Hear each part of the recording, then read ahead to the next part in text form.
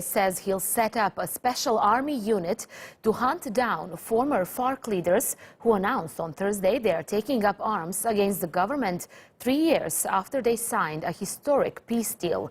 The rebels from the Revolutionary Armed Forces of Colombia say the government has not fulfilled its obligations. They are led by Ivan Marquez, a key negotiator in the 2016 peace accord, which ended decades of guerrilla warfare. His group is believed to number about 2,000 soldiers.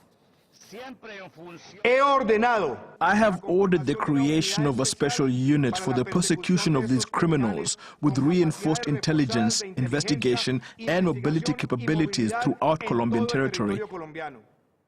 For more on this story, let's bring in Anita Kellogg. She's a lecturer at the University of California in Los Angeles. Anita, thanks so much for coming in on the show. Now, are you surprised by this move by the former FARC commanders? It's a little surprising, but I think most scholars have been concerned for some time that the peace deal was on the verge of collapse. And why hasn't the peace deal held? Largely, it's been failure of implementation on both sides, but particularly by this government, who, as elected, came into office officially opposing the peace deal and have delayed its implementation. Just in July, you had the UN Security Council warning Colombia about its failure to implement the peace deal. And so it's not surprising that the FARC leaders felt like they had to take some action if the government wasn't going to fulfill its side of the deal. And Anita, as we just heard there, the president says he's setting up a special army unit to hunt them down. Can we expect this to inflame the situation in any way? Yeah, well, it definitely doesn't help. I mean, the ideal situation would be that perhaps you have the UN or Latin American groups come in and help not renegotiate the deal, but help both sides recommit to the deal at least.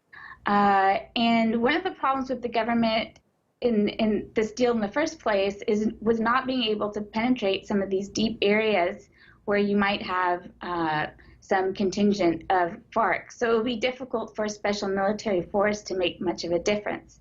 And the biggest concern here is the collapse of the government in Venezuela adds a new dimension. So while FARC in Colombia was completely disarmed, you have now all these groups in Venezuela, the drug trafficking and being able to provide new arms that certainly contribute to the possibility of FARC once again becoming an actual presence that does threaten the government.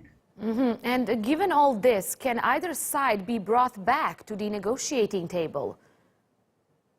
I think absolutely that's possible. I think it would take a real initiative by the government, and I think that some outsider like the United Nations or OAS or some group like that to create some accountability. I think the biggest thing is to have some sort of accountability in the process. I definitely think this isn't the last call of the peace process, but it certainly is damaging. Okay, Anita Kellogg, a lecturer at the University of California, live for us from Los Angeles. Thanks so much for that insight and analysis for us here at TRT World.